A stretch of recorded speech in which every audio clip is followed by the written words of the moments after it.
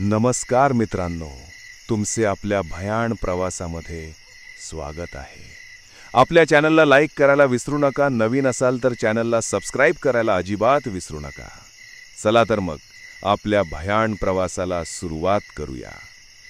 गावाला रात्री नातेवाईकांबरोबर गप्पा मारण्याचा आनंद वेगळाच असतो। त्यात रात्र झाली की 12 वाजल्यानंतर तर भूतांच्या गोष्टींची मज्जा काय वेगळीच। अशाच गप्पात महादू काका म्हणाले, मी एका गावाची गोष्ट सांगतो। त्या गावाला रक्तवाडीचा शाप आहे। दाट जंगलात खोलवर वसलेले एक छोटंसं गाव रक्तवाडी। हे गाव आजही लोकांच्या मनात फक्त भीतीने जिवंत आहे, कारण सूर्यास्तानंतर तिथे पाऊल टाकण्याची हिंमत फार कमी लोक करतात।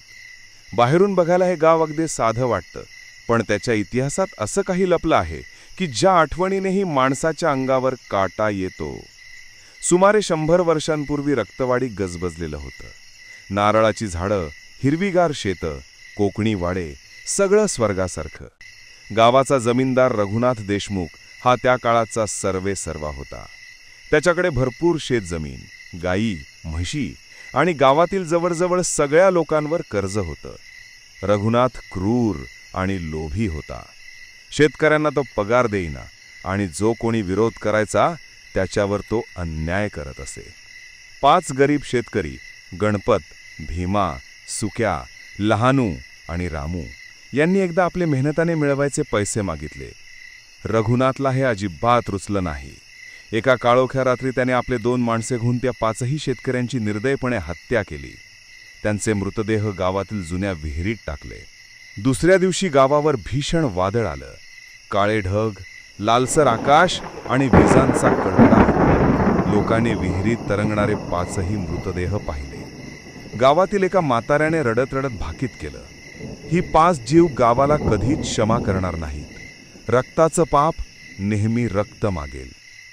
त्या दिवसानंतर गावावर एक अदृश्य शाप लागला। घरांच्या भिंतीवर लालसर डाग दिसू लागले, जे कितीही धुतले तरी निघत नसत। रात्री विहिरी जवळून येणाऱ्या हाका गावकऱ्यांना वेडं बनवत होत्या। हळूहळू लोक गाव सोडून गेले आणि रक्तवाडी काळोखात गडप झाली।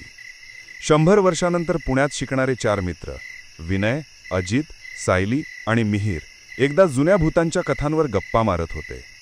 इंटरनेटवर त्यांना रक्तवाडीबद्दल एक जुना लेख मिळाला। गाव सोडलेलं, पण तिथे रात्री अजूनही 5 आत्मे भटकत आहेत असं त्यात लिहिलं होतं। सायलीला साहसाची आवड होती। तिनेच सगळ्यांना पटवलं, एकदा जाऊन पाहूया ना, लोक फुकट घाबरतात, कदाचित काहीच नसेल। विनयने थोडा विरोध केला, पण अखेरीस ते चौघे रविवारी रात्री गाडी घेऊन निघाले। गावाजवळ पोहोचल्यावर सूर्य मावळायला आला होता। जंगलाच्या मधोमध एक वाकडी दिकडी पायवाट गावाकडे नेत होती। रस्त्याच्या कडेला एक फाटकी लाकडी पाटी होती, ज्यावर लाल रंगात लिहिलं होतं, सूर्य मावळल्यानंतर पुढे जाऊ नका। अजित हसत म्हणाला, अरे हे तर चित्रपटासारखं आहे।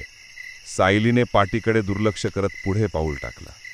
गावात शिरताच एक विचित्र शांतता त्यांना जाणवली। कुठेच पक्ष्यांचा आवाज नव्हता। काही घरांच्या भिंतीवर लालसर डाग होते, जणू कोणीतरी रक्त शिंपडलंय। वारा थंडगार होता, पण त्यात एक उग्र, कुजलेल्या मातीचा वास मिसळला होता। गावाच्या मध्यभागी जुनी विहीर होती, तिच्यावर झाकण नव्हतं। कडेवर फाटक्या लाल कपडाचा तुकडा हलत होता, पण वारा नव्हता। सायलीने पुढे जात विहिरीत डोकावलं। पाणी काळपट आणि खोल दिसत होतं। अचानक तिच्या कानाजवळ हलका आवाज आला, पाणी खोल आहे, अजून रक्त हवंय। ती दचकून मागे फिरली, पण कोणीच नव्हतं। विनयने टॉर्च लावून पाण्यात पाहिलं। टॉर्चचा वर्तुळ पाण्यावर पडताच अचानक पाणी हलायला लागलं। बुडबुडे वर येऊ लागले आणि काही सेकंदात 5 रक्ताळलेले हात पाण्यातून बाहेर आले। मिहीरच्या पायाला एका हाताने पकडलं। त्याने जोरजोरात किंचाळायला सुरुवात केली। अजितने त्याला ओढण्याचा प्रयत्न केला, पण हात जणू लोखंडासारखे घट्ट होते। विनय टॉर्च सोडून मिहीरचा हात धरून खेचत होता। पाणी उकळायला लागलं, लालसर फेस वर येऊ लागला। अचानक एक किंकाळीसारखा आवाज झाला आणि ते हात एका क्षणात अदृश्य झाले।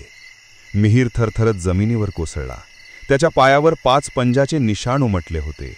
ती जखम इतकी खोल होती की त्वचा फाटलेली दिसत होती।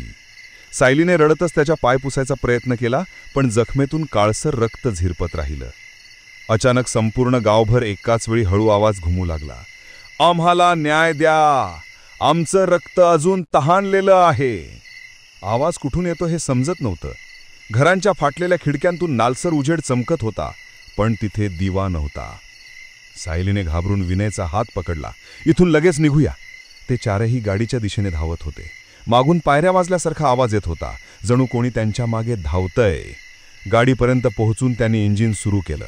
इंजिनने 3 वेळा घोटाळा केला. अखेरीस गाडी सुरू झाली तसे ते वेड्यांसारखे रस्त्यावरून बाहेर पडले. पुण्यात परतल्यावर मिहीरच्या पायावरची जखम भरत नव्हती. डॉक्टरांनी कित्येक तपासण्या केल्या, पण कारण सापडलं नाही. 5 पंजाच्या खुणा जळलेल्या होत्या आणि रात्री त्यातून मंद लालसर प्रकाश निघत असे. एकदा मध्यरात्री मिहीर झोपेतून अचानक उठून ओरडला, "ते 5 लोक माझ्याकडे बघतायत. ते म्हणतायत न्याय द्या." त्याच्या डोळ्यात भीतीचा पोकळपणा होता. विनयने इंटरनेटवर पुन्हा रक्तवाढीबद्दल शोध घेतला. त्याला जुना सरकारी अहवाल मिळाला. त्यात लिहिलं होतं, रघुनाथ देशमुखचा मृत्यू ही रहस्यमय होता. तो स्वतः त्या विहिरीत बुडाला. गावकऱ्यांच्या मते त्या 5 आत्म्यांनी त्याला पाण्यात ओढून घेतलं. काही दिवसांनी मिहीरची अवस्था अजून बिघडू लागली. तो सतत म्हणत असे, "मला विहिरीकडे बोलवतायत, ते थांबणार नाहीत." विनय, सायली आणि अजित यांनी त्याला पुन्हा रक्तवाढीत नेण्याचा निर्णय घेतला. कदाचित तिथे जाऊन आत्म्यांना काहीतरी अर्पण केल्याने शाप संपेल, असं त्यांनी ठरवलं. रात्री ते चौघे पुन्हा त्या विहिरीजवळ पोहोचले. मिहीर जवळच गेला. पाण्यावर लालसर धुराची पातळ चादर पसरलेली होती. त्याने हात जोडले आणि रडत रडत म्हणाला, "तुम्हाला जे झालं त्याचा आम्ही दोषी नाही, पण न्याय हवा असेल तर आम्ही तुमच्यासाठी प्रार्थना करू. कृपया आम्हाला सोडा." पाण्यातून मंद गुंज उमटली. बुडबुडे वर आले आणि विहिरीतला लालसर उजेड हळूहळू शांत झाला. मिहीरच्या पायातील जखमीतून रक्त वाहणं थांबलं. पण शेवटच्या क्षणी विहिरीतून एक हलकी हाक आली, "रघुनाथ अजून सापडला नाही. आमचं रक्त अजून तहानलेलं आहे." त्या रात्रीनंतर मिहीरची जखम भरली, पण त्याच्या मनात भीती कायम राहिली.